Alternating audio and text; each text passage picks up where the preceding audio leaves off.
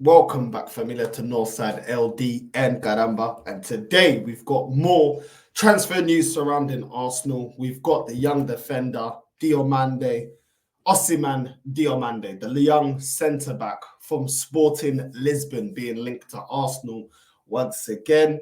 And listen, make sure you're smashing that like button. Make sure you're liking and subscribing. So every single day when we drop transfer news, you can be updated on all the biggest transfers and the biggest players linked to Arsenal and surrounding Arsenal. Make sure you do all of that, familia. Let's get straight into it. The young centre-back has been linked to Arsenal. Apparently, Sporting Lisbon are willing to drop their original evaluation of the centre-back. Arsenal are looking for another centre-back.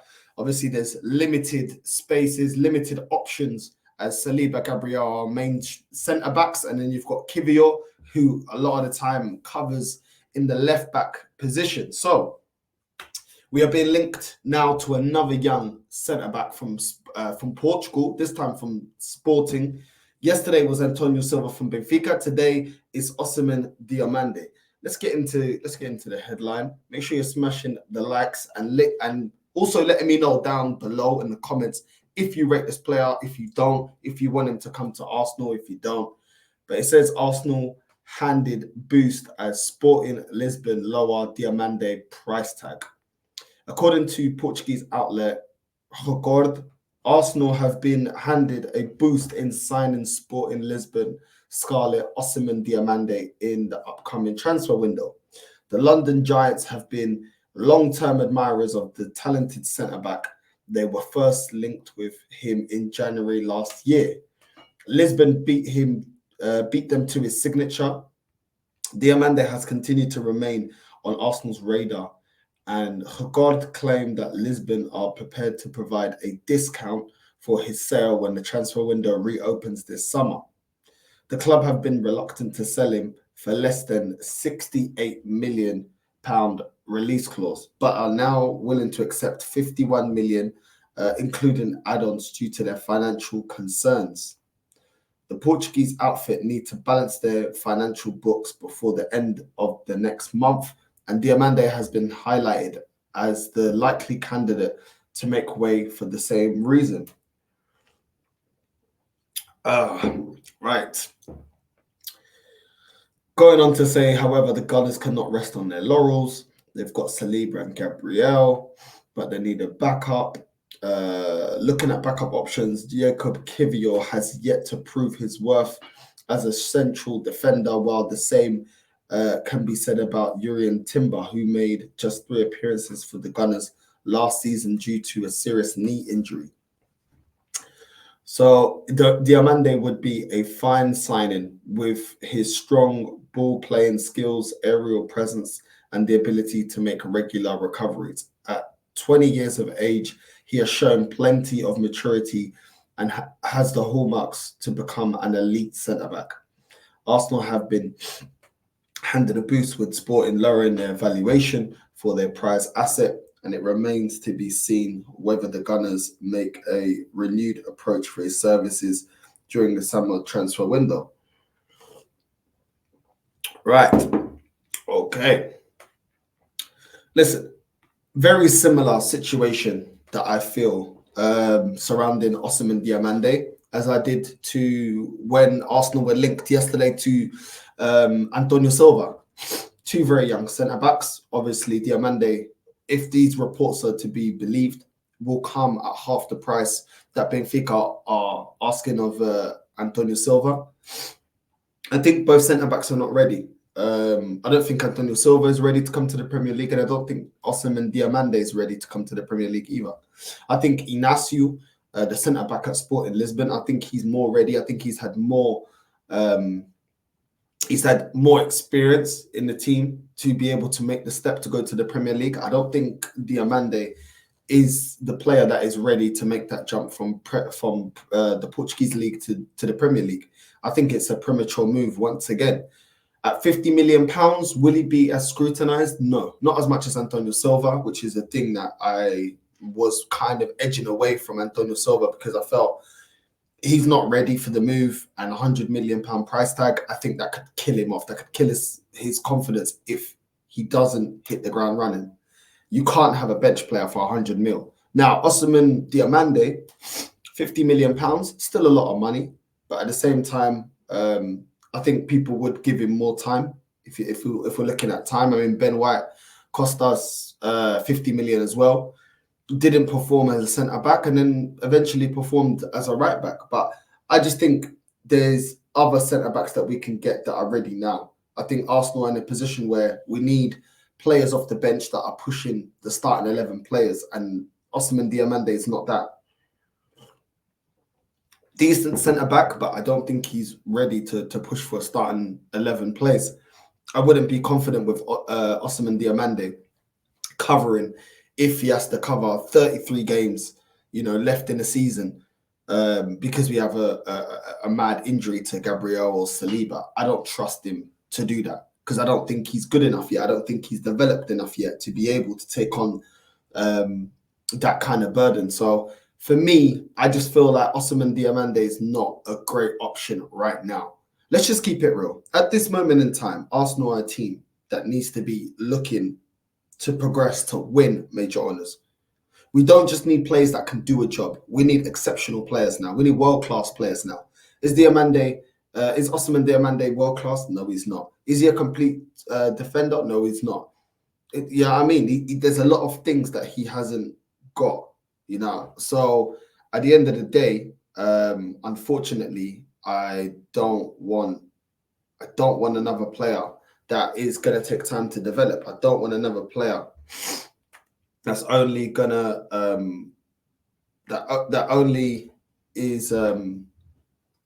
that's gonna take time to develop. I think we're past that time of players that will develop. We now need the proven article. We need proven players, and Diomande is just not that. We need a player that's gonna. We need to move away now from Fabio Vieira. We need to move away from Nuntaraj. We need to move away from Lokongas. We need to move away from ESR. We need to move away from Reece Nelson. We need to move away from Nketiah. We need proven players now. We need proven players. And we need to move away from these kind of project players, these players that may come good, that need to develop. I'm sorry. We now need to get world-class players in. That is what we need. And yeah, people might be happy with Saliba and Gabriel starting and they want to back up. I don't like backups that are happy to be on the bench. I like backups that want to fight for a starting place. I like backups that want to be the main man. For example, Leonardo Trossard. We've seen a dip this season in Martinelli, and we've seen Leonardo Trossard step up to for me, be a player now that should be in the starting 11. That is what I want to see. And now it's down to Martinelli to reclaim his position. He dropped a stinker last season, and Trossard now is the main man on that left-hand side. But Trossard had to be of the quality to be able to take his place. Obviously, it goes hand in hand with Martinelli dropping stinkers, but he's good enough to take his place. That's how it should be. Players should be, positions should be up for grabs if anyone drops off the level that is required to play for this football club. That's how it should be. I don't see Diomande being that type of player. I don't see him putting that kind of pressure to be a starting centre back ahead of Saliba or Gabriel. And yeah, that's a big ask. Both centre backs are very good centre backs, but at the same time, that should be the level at Arsenal Football Club. We should be having options like that. And you got the option of Varane, for example, a player that if we can negotiate his wages, I think is a better centre back. If we got Varane in, I'd be way more comfortable with Varane rotating or starting ahead of next to Saliba or Gabriel. That to me makes more sense. It makes way more sense.